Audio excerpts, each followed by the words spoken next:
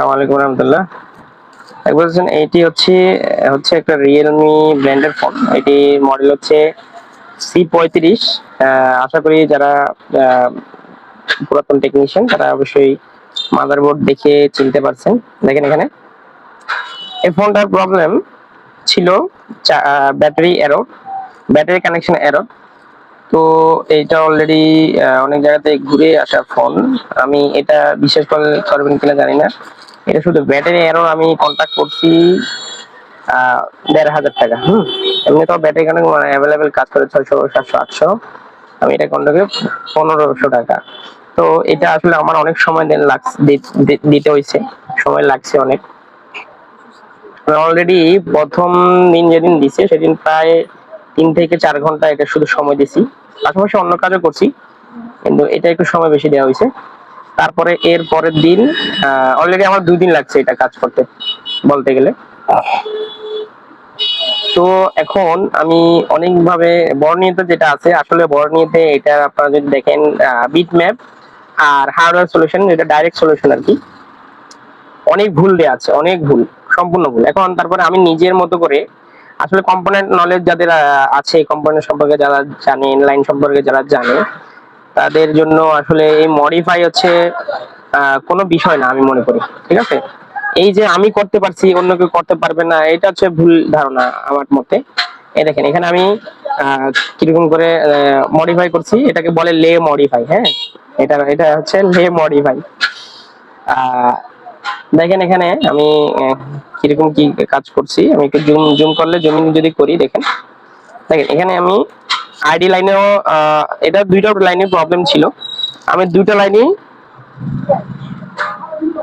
ID লাইনে তো voltage down হচ্ছিল না, ডিভাইড হচ্ছিল না। যারা ডিভাইডেড সার্কিট সম্পর্কে জানে আর যারা এই লাইন সম্পর্কে যাদের ধারণা আছে আইডি থার্মাল, তাদেরকে তো इशारा ही काफी है बोले ना, अकलमंद के लिए इशारा ही काफी है। হ্যাঁ, अकलमंद के लिए इशारा ही काफी है। তো যারা পুরাতন তারা অবশ্যই বুঝবে না, যারা নতুন তাদেরকে আমি একটু বুঝিয়ে বলার চেষ্টা করবো। এখানে দেখেন দুইটা রেজিস্টার দেখতে পাচ্ছেন জাম্পারের একটু দূরে দূরে। দেখেন আমি এখানে একটা রেজিস্টার দেখতে পাচ্ছেন, এখানে আমি যদি একটু ইন্ডিকেট করে দেখাই আপনাদের, এখানে দেখেন এখানে একটা রেজিস্টার আমি এক সাইড গ্রাউন্ডে দিছি, এটা হচ্ছে আমাদের এনটিসি রেজিস্টার থার্মাল, আর এটা হচ্ছে আমাদের থার্মাল লাইনে একটা রেজিস্টার আছে, এই রেজিস্টারে আমি এখানে জাম্পার করে দিয়েছি। আর এখানে আমি এই রেজিস্টার, এটা হচ্ছে আইডি লাইনের রেজিস্টার, এই রেজিস্টার আমি আরেকটা রেজিস্টার ফিক্স রেজিস্টার, এইটা আমি জাম্পার করে দিয়েছি। আপনারা কমেন্ট যখন যদি কমেন্ট করেন, কমেন্ট করলে আমি আপনাদের জানিয়ে দেবো কোনটা কত কত কিলো লাগাইছি, আর এই লাইনে কত কত থাকে আমি আপনাদের লাইনের ডিটেলস আমি বলে দেব।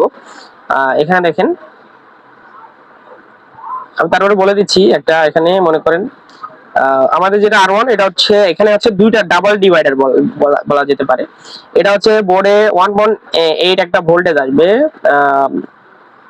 45K রেজিস্টারের মাধ্যমে, আরেকটা হচ্ছে ওইখানে প্রথম ডিভাইড হবে, আরেকটা গ্রাউন্ডের সাথে R2 থাকবে, ওখানে ডিভাইড হয়ে 1.2 ভোল্টেজ আমরা ব্যাটারি কানেক্টরে পাবো। তারপর হচ্ছে ব্যাটারি কানেক্টর থেকে ব্যাটারির সাথে, ব্যাটারির ভিতরে আরেকটা রেজিস্টার আছে, ব্যাটারির ভিতরে যেটা আছে ওটাও ওটার মাধ্যমে যখন ব্যাটারি আমরা লাগাবো, তারপর আরেকটা ডিভাইডার তৈরি হবে 1.2। 1.8 আসছে, একটা ডিভাইড হয়ে 1.2 হবে, আরেকটা ডিভাইড হয়ে ব্যাটারির ভিতরে যে রেজিস্টার আছে ওটা ডিভাইড হবে। এখানে আমরা পাবো 0.5 থেকে 0.4 এই আমরা থার্মাল লাইনে। তো আমি যে থার্মাল লাইনে ডিভাইডের মাধ্যমে একটা রেজিস্টার, ব্যাটারির ভিতরে যে রেজিস্টার থাকে ওই রেজিস্টার খুলে আমি এখানে লাগাই দিছি। ব্যাটারির ভিতরে থাকছে ওই রেজিস্টার অন্য ব্যাটারি থেকে আমি লাগাইছি। ওই ব্যাটারি একটু প্রবলেম ছিল, আসলে বুঝতে পারি না, প্রবলেম মূলত ছিল এটা ব্যাটারিরই। ওই না বোঝার কারণে, একটু এলোমেলো কাজ করার কারণে এটা এতটুকু প্রবলেম একটু বেড়ে গেছে। আসলে এই লাইনগুলো আমি মনে করি না টেকনিশিয়ানরা এত হার্ড মনে করে কেন, আসলে কম্পোনেন্টের নলেজ আর আপনি যদি বুঝেন, যে কম্পোনেন্ট সম্পর্কে বুঝেন, লাইন সম্পর্কে যদি বুঝতে পারেন, তাহলে এই লাইনগুলো, এই কাজগুলো আহামরি কোনো যে বোঝার কাজ বা কঠিন কাজ তা না। ঠিক আছে, তাহলে আমি আপনাদের লাইনের কতটুকু ভোল্টেজ পাবেন সেটা বলে দিই। আমাদের পাওয়ার আইসি এই লাইন দুটো আমাদের পাওয়ার আইসি ইন হয়েছে। হ্যাঁ, পাওয়ার আইসিতে ইন হয়ে পাওয়ার আইসিতে যে থার্মাল লাইনটা গেছে ওখানে আমাদের 0.5 থেকে 0.4 বা 0.6 হলে চলবে। আমাদের পাওয়ার আইসি বুঝবে যে ব্যাটারির টেম্পারেচার ওকে। তারপরে আমাদের আইডি লাইনে হচ্ছে 0.4 এর নিচে 0.3, 0.4 এরকম যদি আমাদের ওই লাইনটায় যদি ভোল্টেজ আমরা দিতে পারি, তাহলে আমাদের পাওয়ার আইসি বুঝবে ব্যাটারি কানেক্টেড আছে। হ্যাঁ, ব্যাটারি এরর আর টেম্পারেচার এরর দুইটাই চলে যাবে। তাহলে আমি এভাবেই ভোল্টেজ দিছি মডিফাই করে। আপনারা দেখতে পাচ্ছেন এখানে আমি মডিফাই করছি। এখন আমরা চেক করব আমাদের চার্জ হচ্ছে কিনা। আর আমি স্ক্রিনশট দিয়ে দেবো, আমি ছবি তুলছিলাম, ব্যাটারি কানেকশন এরর আসছিল, ওইটা আমি ছবি দিয়েছিলাম, ওইটা আমি আপনাদের দিয়ে দেবো।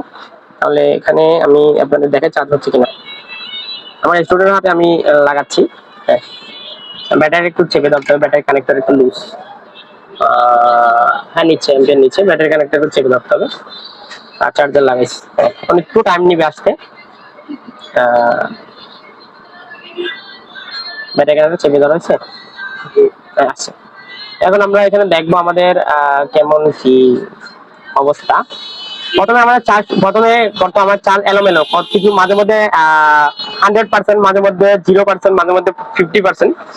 আমি অলরেডি রিপেয়ার করে আমি চার্জে দিয়েছিলাম। এখন দেখেন আমাদের কোনো এরর আসছে না। এর আগে আমাদের এরর আসছিল প্লাস আমাদের ভোল্টেজও যে এম্পিয়ারটাও নিচ্ছিল 0. Milli ampere, 0. সামথিং নিচ্ছিল, ফ্ল্যাকচুয়েশন করছিল আর এরর আসছিল। এখন কোনো এরর আসছে না। আমি আপনাদের যদি দেখাই, দেখেন না, এখানে সুইচটা কাজ করে, সুইচটা চেঞ্জ করতে হবে। তুমি ধরো আমি দেখতেছি, এটা হচ্ছে পাওয়ার সুইচ, এইটার সাথে আমি এখানে যদি কাজ করে চলে আসবে। হ্যাঁ, দেখেন চার্জ হচ্ছে আর আমাদের এম্পিয়ার কত নিচ্ছে সেটা দেখাবো। দেখেন আমাদের চার্জার হচ্ছে কালো, এই চার্জারের মাধ্যমে আমি দেখাই। এই দেখেন এম্পিয়ার নিচ্ছে, এই দেখেন এম্পিয়ার একটু ফ্ল্যাকচুয়েশন করতেছে, চলবে, এটা কিছু হবে না। ফ্ল্যাকচুয়েশন করতে কিন্তু এম্পিয়ার ভালোই নিচ্ছে, একটু স্টেবল এম্পিয়ার, কিন্তু ফোন চার্জ হবে। কারণ এটা আমি 4% থেকে আমি 52% পর্যন্ত আমি এটা চার্জ করছি। তাহলে আশা করি আপনারা বুঝতে পারছেন, হ্যাঁ, যে কিভাবে কাজ করছে। এটা আমি আপনাদের ডিটেলে বলে দিছি। আর যদি বলেন, যদি কমেন্ট করেন, কমেন্টের যদি জিজ্ঞেস করেন, আমি আপনাদের আরো ক্লিয়ার ভাবে বুঝিয়ে দেওয়ার চেষ্টা করবো ইনশাল্লাহ। তাহলে আজকের মতো এখানেই ভিডিওটা শেষ করি। যদি আমার কথাগুলো ভালো লাগে আর আমার বোঝানোর চেষ্টা যতটুকু করছি এটা যদি আপনাদের ভালো লাগে, তাহলে অবশ্যই আমার চ্যানেলটি সাবস্ক্রাইব করে দেবেন, ইউটিউব চ্যানেল। আর যদি ফেসবুক থেকে দেখে থাকেন, তাহলে আমার ফেসবুকের পেজটি ফলো করে দিয়েন। এতটুকুই আপনাদের কাছে অনুরোধ থাকবে, আর কিছু চাই না, জাস্ট আমাকে একটু সাপোর্ট করবেন, এতটুকুই বিষয়। আমার চ্যানেল একটু ডাউন হয়ে যাচ্ছে, কারণ মাঝখানে আমি ভিডিও দিতে পারি নাই। আর আমার চ্যানেল ভিজিট করে আসবেন যদি আপনাদের প্রত্যেকটা ভিডিও ভালো লাগে, তাহলে তারপরেই আমার চ্যানেল সাবস্ক্রাইব করে দেবেন ইনশাআল্লাহ। কারণ আমি কন্টিনিউয়াসলি বলতে পারবো আপনাদের আমার ভিডিও ভালো লাগবে, কারণ আমি চেষ্টা করি আমার যতটুকু আমার নলেজ আছে ততটুকু শেয়ার করার। এর চেয়ে বেশি তো সম্ভব না, কারণ আমার নলেজ যতটুকু আছে ততটুকুই আমি শেয়ার করতে পারবো ইনশাআল্লাহ। তাহলে আজকের মতো এতটুকুই। আল্লাহ হাফেজ, আসসালামু আলাইকুম ওয়া রাহমাতুল্লাহ।